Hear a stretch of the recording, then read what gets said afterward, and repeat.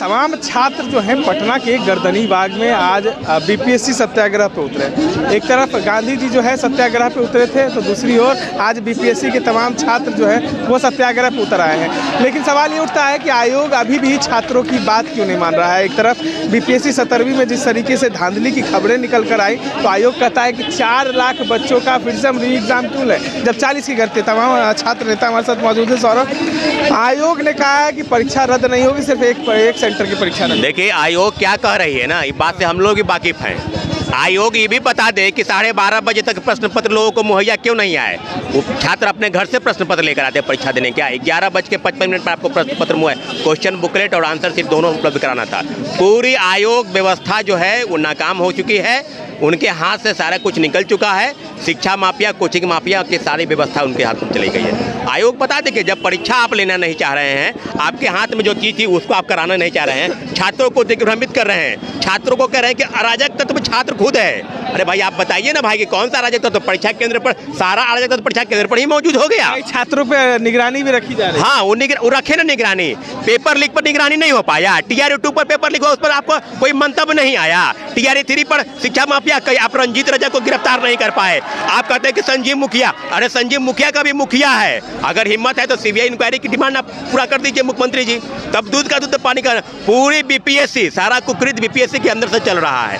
66वीं paper leak कांड हुआ, 67वीं paper leak कांड हुआ। आपने आंसर शीट बाहर भेजा है, मेंस की कॉपी बाहर भेजी है, लिखी है, लिखवाई है, कोई चीज़ बाकी है क्या कि नहीं हुआ है। और बीपीएससी छात्रों को, जो छात्र पढ़ने वाले लोग हैं, उनको कह रहे हैं कि नॉन सीरियस छात्र हैं। बीपीएससी 17वीं शुरू से ही विवादों में रहा है। नॉर्मलाइजेशन को लेकर भी विवाद हुआ, रीओपन साइट को लेकर विवाद हुआ, स्टैंड डेट को लेकर विवाद हुआ, परीक्षा को रद्द करने के लिए। देखिए बीपीएससी जिस प्रकार से इस राज्य की, सिर्फ बीपीएससी का बात नहीं करेंगे, इस राज्य की बीपीएससी, बीटीएससी, कर्मचारी चयन आयोग, बिहार SSC और जो शिक्षक वाला भर्ती है, सारे आयोग और संस्थान बिल्कुल परीक्षा धांधली सेटिंग कराने में संलिप्त है। पूरी व्यवस्था ऐसी बनाई गई है। अब आपने देखा होगा कई खबर छप रहा है कि 500 करोड़ का टर्नओवर चल रहा है मार्केट में। शिक्षा माफिया, कोचिंग माफिया इसमें लगे हुए हैं। तो छात्रों को क्या, इसमें जो छात्र यहाँ बैठे हुए हैं, क्या उनकी डिमांड गलत है? अगर आपके बातचीत कर लीजिए, आप बातचीत भी नहीं करना चाहते तो एक संवाद स्थापित हो रहा है शिक्षा सत्याग्रह के माध्यम से कि जो व्यवस्था भंग हो चुकी है। आप कोचिंग माफिया को पकड़ नहीं पाए, सिर्फ नाम बता रहे हैं कि 3 हैं। 3 कौन है? नाम बताइए, गिरफ्त में लीजिए। आप 2 साल से हम सुन रहे हैं कि 3 कोचिंग माफिया है, नाम तो बताइए भाई कि 3 कौन है। पूरी व्यवस्था, निखिल जी, हम लोग ये बात बिल्कुल समझ गए हैं कि छात्रों को नौकरी पढ़ने से नहीं होगा।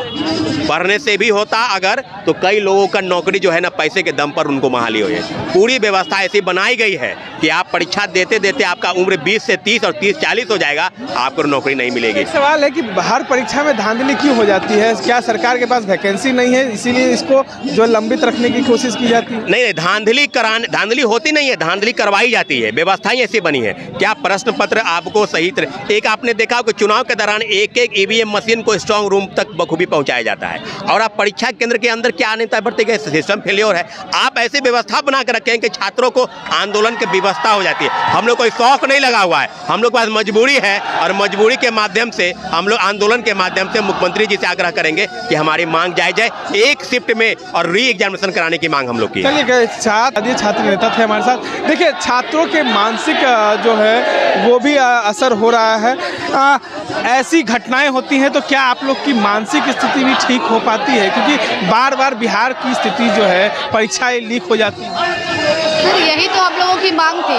1 महीना हम लोग जिस मेंटल ट्रामा से गुजरे, मतलब बच्चे लाठी खाए, इतने हड़बड़ी में एग्जाम हुआ, यहाँ वहाँ बच्चे थे, ठंड का टाइम था, कैसे ट्रैवल किए, तो माइंड तो पीस था ही नहीं। तो ऑब्वियस ही बात है कि मेंटल ट्रामा से बच्चे गुजरे, वो एग्जाम अच्छे से मतलब कॉन्सेप्ट कर ही नहीं पाए हैं। चलिए, देखिए, छात्र की मानसिक स्थिति भी है जो कहीं ना कहीं गड़बड़ हो जाती है जब बिहार में पेपर लीक होता है।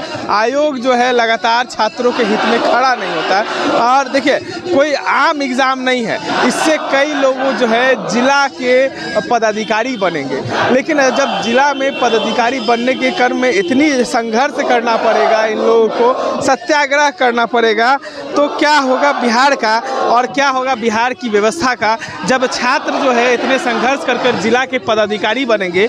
आप लोग जिला के पदाधिकारी बनेंगे, अगर इतना संघर्ष कर अगर आप लोग आएंगे तो कैसे विकास होगा बिहार? यही तो दुख की बात है सर। हम लोग देख रहे हैं कि चीज़ें कैसे हो रही है, तो हम सर ये कोशिश करेंगे कि हमारे बात जो है उनको ये दिक्कत ना हो सर, ये तो पूरी कोशिश करेंगे हम। मुख्यमंत्री पर विश्वास है?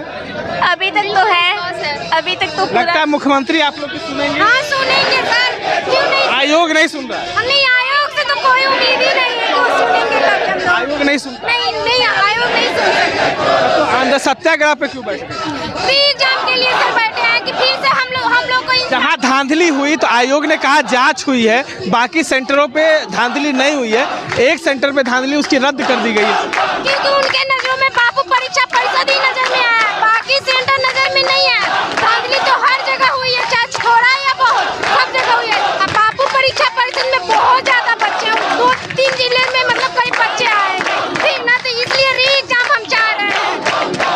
देखिए चलिए, छात्र जो है काफ़ी गुस्से में है और छात्र का कहना ये है कि देखिए सिर्फ एक बापू परीक्षा परिसर जो है जिसकी खबरें निकलकर तो सामने आई, लेकिन जो तमाम जो सेंटर जो है 911 जो सेंटर थे बाकी उन तमाम सेंटरों की खबरें जो निकलकर सामने नहीं आई, लेकिन वहाँ भी जो है वो धांधली ज़रूर हुई होगी। इसीलिए आयोग को ये परीक्षा रिकंडक्ट कराना चाहिए और आज तमाम छात्र जो है पटना के गर्दनी बाग में जो है धरना पे बैठे हुए हैं। अब देखना ये होगा कि बिहार के मुख्यमंत्री नीतीश कुमार इन तमाम छात्रों की बात सुनते हैं या आयोग इन तमाम छात्रों की हित में सवाल जो है उठा रहे हैं छात्र, क्या आयोग इन लोगों की बात मानता है या नहीं। इस तरह के तमाम अपडेट्स के लिए बने रहे इनसाइडर लाइव के साथ। पटना से मैं